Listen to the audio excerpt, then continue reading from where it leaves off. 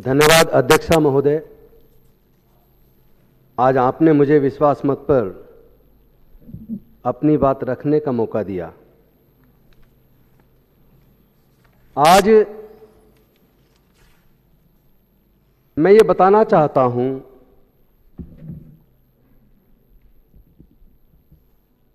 कि दिल्ली के मुख्यमंत्री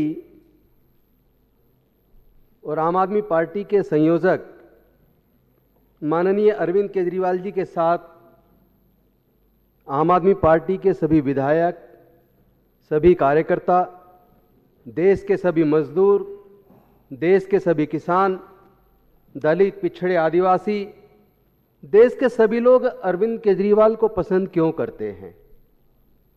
मुझे लगता है कि इस अंतर को समझना पड़ेगा कि एक तरफ देश के प्रधानमंत्री माननीय मोदी जी हैं और एक तरफ दिल्ली के मुख्यमंत्री माननीय अरविंद केजरीवाल जी हैं। एक ने तय किया, अरविंद केजरीवाल जी ने तय किया कि मैं भारत को दुनिया का नंबर 1 देश बनाना चाहता हूं, और दूसरे ने यानी देश के प्रधानमंत्री जी ने तय किया कि मैं अपने दोस्त को दुनिया का नंबर 1 सबसे अमीर आदमी बनाना चाहता हूं।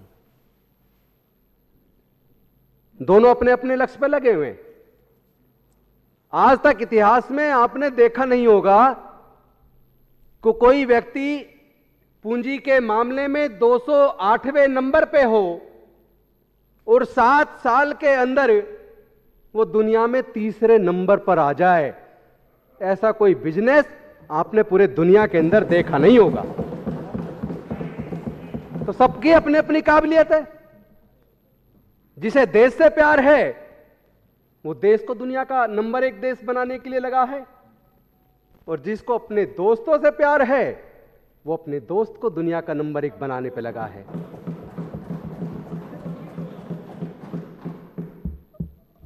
दूसरा, जो हमारे देश के अंदर चाहे वो ईडी हो, चाहे वो सीबीआई हो, चाहे ब्यूरोक्रेसी के लोग हों, चाहे सांसद हो, विधायक हो, मंत्री हो, मुख्यमंत्री हो, प्रधानमंत्री हो, राष्ट्रपति हो, मुझे लगता है सबको ये समझना चाहिए कि हम सब लोग देश की जनता के लिए हैं, देश की सेवा करने के लिए हैं। और जो भी अधिकार हमारे पास हैं, ये अधिकार किसी पार्टी के नेता ने या किसी प्रधानमंत्री, राष्ट्रपति जी ने नहीं दिए हैं। ये अधिकार हमें डॉक्टर बाबा साहेब अम्बेडकर के संविधान ने, भारत के संविधान ने दिए हैं। हमारा समर्पण देश के संविधान के प्रति होना चाहिए। हमारा समर्पण देश की जनता के लिए होना चाहिए। हमारा समर्पण भारत माता के लिए होना चाहिए। लेकिन जिस प्रकार सभी जांच एजेंसियां भारत के संविधान के प्रति समर्पित होने की बजाय केंद्र की सरकार के सामने घुटने टेक कर अवैध काम में लगी हैं, सरकारों को गिराने के लिए संविधान से प्राप्त शक्तियों का दुरुपयोग करने में लगी हैं, ये बेहद शर्मनाक है। ये पूरे देश के साथ धोखा है। मुझे लगता है देश के लोगों को इस अंतर को समझना चाहिए कि कौन देश से प्यार करता है और कौन सच्चे मायने में देशद्रोही है। सीबीआई को मैं आज एक काम मैं सौंपना चाहता हूं। मैं चाहता हूं सदन के माध्यम से पूरे देश के सामने जाए और सीबीआई, ईडी, उनको भी पता लगे। ईडी को मनी लॉन्ड्रिंग कहां कहां हो रही है इस पर अगर खोजना ही चाहती है तो वो अपना टाइम आम आदमी पार्टी के मंत्रियों के यहां खोजने में ना लगाए। ये तो आप समय की और पैसे की, देश की जनता के पैसे की बर्बादी कर रहे हैं। अगर आप सच में जांच करना चाहते हैं मनी लॉन्ड्रिंग कहां कहां हो रही है, पैसा कहां जा रहा है, अगर इसकी जांच करना चाहते हैं तो ऐसे लोगों की जांच करो जो लोग जनता के पैसे जो बैंक में जमा थे, उन बैंक के पैसे को जो लोग विदेशों में भाग गए मार के, उनको लोन दिलवाने में किसने मदद की, उनकी जांच कर लो तो मुझे लगता हजारों करोड़ निकल आएगा। और साथ में उनकी भी जांच कर लो कि जनता के पैसे को लेकर विदेश में भागने में किन लोगों ने मदद की, अगर इसकी भी जांच हो जाए तो कितना कितना पैसे की मनी लॉन्ड्रिंग हुई है, शायद वो भी पकड़ में आ जाए। और इसके साथ साथ ये भी जांच होनी चाहिए कि पूरे देश के अंदर एक पार्टी को बड़े बड़े पूंजीपति 90% चंदा दे रहे हैं, कुछ ऑन रिकॉर्ड दे रहे हैं, कुछ ऑफ रिकॉर्ड दे रहे हैं।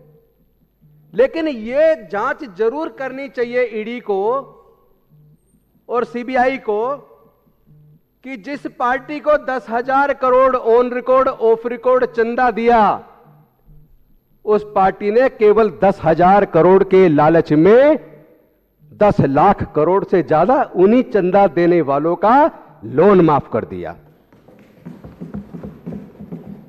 और फिर वो उनके पैसे से जनता की चुनी हुई सरकार को गिरा रहे हैं। मैं तो धन्यवाद करूंगा अपने आम आदमी पार्टी के जाबाज विधायक साथियों का, जिन्होंने लुटियन जोन्स में बैठकर भारतीय जनता पार्टी के नेताओं के द्वारा शेड्यूल करके बनाए गए ऑपरेशन लोटस की लुटिया डुबोई। यह काम केवल आम आदमी पार्टी के ही विधायक कर सकते हैं, बाकी तो पूरे देश में हम देख रहे हैं किस तरह सरकारें गिराई जा रही हैं, किस तरह डेमोक्रेसी का कत्ल किया जा रहा है। माननीय अरविंद जी, मैं आपको सैल्यूट करता हूं। भारत में कम से कम एक नेता तो ऐसा हुआ जिसने डॉक्टर बाबा साहेब अंबेडकर के सपने को, जिसने शहीद भगत सिंह जी के सपने को, जिसने भारत के संविधान निर्माताओं के सपने को, जिसने भारत के स्वतंत्रता सेनानियों के सपने को साकार करने के लिए अपना पूरा जीवन कुर्बान करने के लिए तैयारी कर दी। यहां आपका बलिदान बेकार नहीं जाएगा अरविंद जी, आप मेरे शब्दों को आज याद रख लीजिए, आपका बलिदान बेकार नहीं जाएगा। आप देश बचाने निकले हैं, तो या तो कोई देश बचा सकता है या फिर अपने दोस्तों को बचा सकता है। एक तरफ क्रिमिनल दोस्त हैं, उनको बचाया जा रहा है, एक तरफ देश बचाया जा रहा है। तो मैं समझता हूं हम सबको अरविंद जी के साथ इतने मजबूती के साथ खड़ा होना चाहिए। जब तक भारत के देश के सारे संसाधनों को बेचने वाले लोगों को केंद्र की सत्ता से बेदखल ना कर दें, तब तक चैन से नहीं बैठना है किसी को, तब तक चैन से नहीं बैठना है। कुर्बानी तो देनी पड़ेगी। इतिहास को ऐसे नहीं लिखा जाता। इतिहास में दो तरह के लोग होते हैं, कुछ लोग सामान्य होते हैं, सामान्य लोग भी प्रधानमंत्री और राष्ट्रपति की कुर्सी तक पहुंच जाते हैं, लेकिन कुछ लोग ही होते हैं जो इतिहास पुरुष होते हैं। इतिहास पुरुष लिखने वाले लोग इतिहास बदलने का काम करेंगे, इतिहास लिखने का काम करेंगे। मुझे डॉक्टर बाबा साहेब अंबेडकर की एक बात याद आती है। वो कहते थे, देश का संविधान, किसी भी देश का संविधान कितना ही अच्छा क्यों ना हो, अगर उसके लागू करने वाले लोगों की नीयत ठीक नहीं है तो वो संविधान बुरा साबित होगा। लेकिन अगर देश के संविधान में थोड़ी बहुत कमी भी हो और उसको लागू करने वाले लोग ईमानदार हों, उनकी नीयत अच्छी हो, तो वो संविधान दुनिया का सबसे अच्छा संविधान साबित होगा। तो आज ऐसे नेताओं की जरूरत है जो देश से प्यार करते हैं। क्योंकि अभी देश में जिस तरह की परिस्थितियां चल रही हैं, उसमें हमारा गर्दन शर्म से झुक जाती है। प्रजातंत्र की खूबसूरती यह है कि एक सरकार जो सत्ता में होती है, जब वो राज्य के अंदर या केंद्र के अंदर काम करती है, भारत के अंदर काम करती है, और काम करते वो ऐसे काम कर देती है जो लोग उससे नाखुश हो जाते हैं, वो लोगों का बुरा कर देती है, वो लोगों की नौकरियां छीन लेती है, वो देश के संसाधनों को बेच देती है, वो गरीबी को बढ़ावा दे देती है, वो धर्म और जाति के नाम पर उन्माद करने वाले लोगों को माला पहना देती है। जब ऐसे लोगों को बदलने के लिए प्रजातंत्र में लोगों को बाबा साहेब ने वोट का अधिकार दिया, और जब वो जनता इंतजार करती है आने दो चुनाव, इस सरकार ने हमारा जीना हराम कर दिया, इस सरकार ने हमारी नौकरियां छीन ली, इस सरकार ने महिलाओं के ऊपर उत्पीड़न बढ़ा दिया, इस सरकार ने देश के संसाधनों को बेच दिया। आने दो चुनाव, इस चुनाव में इनको सबक सिखाएंगे। और चुनाव आता है और जनता सबक सिखाती है। जनता दूसरी पार्टी की सरकार चुन लेती है। लेकिन दुख तब होता है, प्रजातंत्र तब शर्मसार हो जाता है, जब वो हारी हुई पार्टी जनता की अपेक्षाओं के खिलाफ जाके जीते हुए सत्ता पक्ष के विधायकों को खरीद के और फिर से सरकार बना लेती है। ये तो जनता के साथ धोखा है, ये तो देश के साथ धोखा है, ये तो भारत के संविधान के साथ धोखा है। ऐसा काम करने वाले सच्चे मायने में देशद्रोही हैं।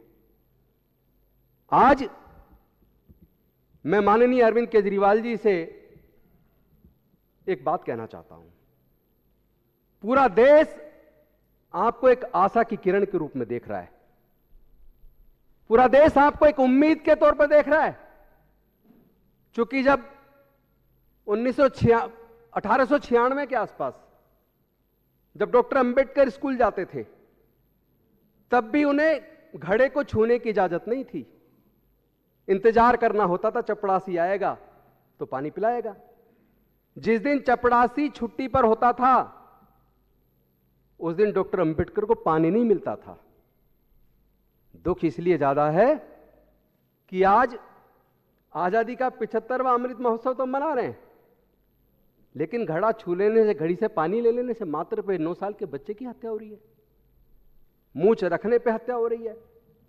अभी आपको मैं एक छोटा सा किस्सा बता के अपनी बात को छोटा करूंगा। एक आईएएस ऑफिसर मेरे घर पे आए पिछले हफ्ते। इस बार वो आईएएस बने, ऑल इंडिया रैंक उनका 22 है। पिछली बार वो आईपीएस थे। वो राजस्थान से हैं, उनकी पत्नी हरियाणा से है, उनकी पत्नी इंडियन फॉरेन सर्विस से है। उसकी खुद की शादी थी आईपीएस ऑफिसर की। उसकी शादी में उसको धमकी दी गई कि अगर आप घोड़ी पे बारात निकालोगे तो आपकी बारात को निकलने नहीं देंगे। वो तो आईपीएस ऑफिसर था। उसने तुरंत अपने ऊपर अधिकारियों से बात की, पूरे गांव को छावनी बना दिया, तब कहीं जाकर उसकी बारात निकली। तो आजादी का 75वां अमृत महोत्सव मना रहे हैं, लेकिन जातिवाद खत्म होने का नाम नहीं ले रहा, छुआछूत खत्म होने का नाम नहीं ले रहा। तो इस तरह की हत्याएं, और आज भी घड़े छू लेने पे हत्या, घोड़ी पे बारात निकालने पे हत्या, और जिस तरह एजुकेशन को महंगा करके पूरे देश के बच्चों से एजुकेशन छीन रही है, ये इस सपने को अगर कोई दुनिया में, भारत के अंदर अगर कोई साकार करने का काम कर रहा है कि गरीब से गरीब के बच्चे को क्वालिटी एजुकेशन मिले, गरीब से गरीब के बच्चे को क्वालिटी एजुकेशन मिले, सबको सरकारी खर्चे पे इलाज मिले, सबको सम्मान का जीवन मिले, छुआछूत मुक्त भारत बने, जातिवाद मुक्त भारत बने, इंसान सब बराबर हो और सरकार का धर्म मानवता हो। ये काम अगर कोई भारत के अंदर कर रहा है तो अरविंद केजरीवाल है। वो भारत के लोगों की सपने को साकार करने का काम कर रहे हैं, वो भारत की उम्मीद है, वो आशा की किरण है। तो मैं अपने शब्दों को यह कहते हुए विराम देता हूं। अरविंद जी, आप लगे रहिए, केवल हमारे विधायक साथी नहीं, पूरा देश आपके साथ है। बहुत बहुत धन्यवाद। जय हिंद, जय भीम, जय भारत।